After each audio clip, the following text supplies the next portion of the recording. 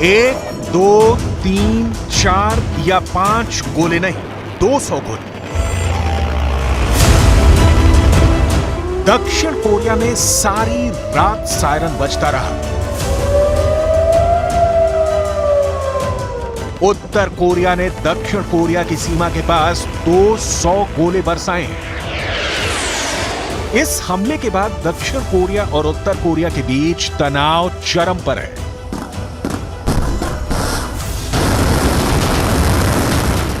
जानी दुश्मन ये दोनों देश युद्ध की आग में जलने लगे तो बहुत ताज्जुब की बात नहीं होगी।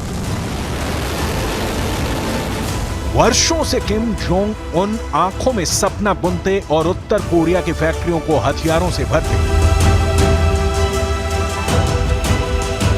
दक्षिण कोरिया के खिलाफ युद्ध लड़ने की इच्छा में जिए जा रहे हैं। उत्तर कोरिया के तानाशाह किम जोंग उन ने बहुत चालाकी के साथ दक्षिण कोरिया के खिलाफ हमला बोल दिया।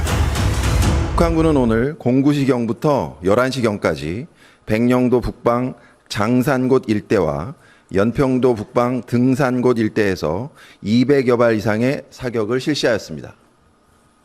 이로 인한 우리 국민과 군의 피해는 없으며 탄착 지점은 NLL 북방 일대입니다. उत्तर कोरिया के गोलों की आवाज से सहमे दक्षिण कोरिया ने बदला लेने की धमकी दी है। दक्षिण कोरिया में इस वक्त किम जोंग उन के खिलाफ अटैक की कैसी तैयारी चल रही है, ये देखने से पहले ये देखना जरूरी है कि इन 200 गोलों से हुए हमले की डिटेल क्या है,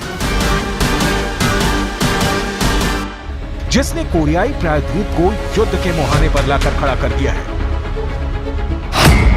दक्षिण कोरिया रक्षा मंत्रालय के मुताबिक उत्तर कोरियाई सेना ने सुबह लगभग 9 बजे से 11 बजे तक बैंगनी-ओंग द्वीप के उत्तरी भाग में जांगसन-गोट और योएन पयोंग के उत्तरी क्षेत्रों में 200 से अधिक राउंड गोलीबारी की। किम जोंग उन के इस हमले वाला एक भी राउंड दक्षिण कोरिया की सरहद के भीतर नहीं आया, लेकिन दक्षिण कोरिया ने योएन पयोंग के करीब 2000 स्थानीय लोगों से इलाका खाली करा लिया है। दक्षिण कोरिया पर यह हमला उत्तर कोरिया ने पहली बार नहीं किया है, लेकिन अब की बार जिस कारण से किम जोंग उन ने दक्षिण कोरिया पर हमला किया है वो पहले के हमले के कारणों से अलग है। इसकी डिटेल आपको आगे दिखाएंगे। दक्षिण कोरिया का ये ओन प्योंग द्वीप पीले सागर में है। ये इंचियोन से लगभग 80 किलोमीटर पश्चिम में और उत्तर कोरिया के वांगे प्रांत के समुद्र तट से 12 किलोमीटर दक्षिण में स्थित है।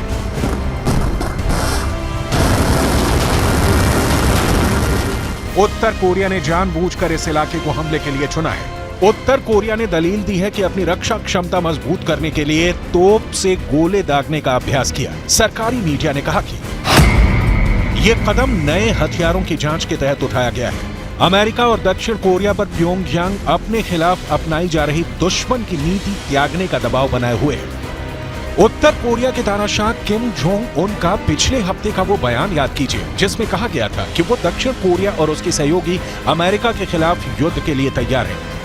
उत्तर कोरिया जितना उछल रहा था उतनी ताकत असल में उसके पास है ही नहीं जब बात अमेरिका और दक्षिण कोरिया के गठजोड़ की हो रही हो। सवाल है फिर किम जोंग उन ने दक्षिण कोरिया के खिलाफ इतने गोले क्यों दाग दिए? दौड़ते टैंकों और छूटती गोलियों का यह मंजर दक्षिण कोरिया का है। अमेरिकी फौज और दक्षिण कोरिया की फौज युद्धाभ्यास में जुटी है। यह युद्धाभ्यास किसके खिलाफ अपनी तलवार पर सान चढ़ाना है, पूरी दुनिया को पता है। किम जोंग उन दोनों देशों के इस युद्धाभ्यास से बौखला गए हैं। रूस को हथियार सप्लाई के बाद पुतिन का साथ मिलने की उम्मीद में युद्ध लड़ने को किम जोंग आतुर है। सवाल है कि रूस यूक्रेन युद्ध, इजरायल युद्ध के बाद अब क्या? उत्तर कोरिया दक्षिण कोरिया युद्ध में कूद रहे हैं। किम जोंग उन का लक्ष्य बिल्कुल क्लियर रहा है।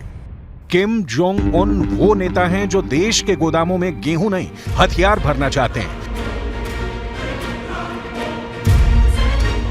देश भूखा मरे तो कोई गम नहीं, दुनिया को अपनी औकात दिखाते दिखाते उत्तर कोरिया की अर्थव्यवस्था रसातल की ओर जा रही है। लेकिन बम, तोप और गोलों को बनाने में कोई कमी नहीं आ रही है।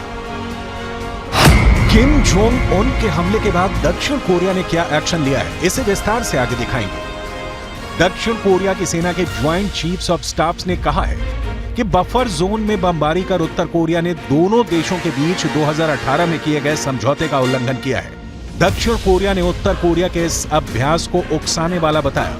हाल ही में साउथ कोरिया और उत्तर कोरिया के बीच तनाव को कम करने के लिए समझौते हुए थे, लेकिन अब 200 गोले दागने के बाद जाहिर है यह समझौता खत्म हो चुका है। दिसंबर 2022 में भी उत्तर कोरिया ने दक्षिण कोरियाई सीमा से सटे समंदर में बम बरसाए थे।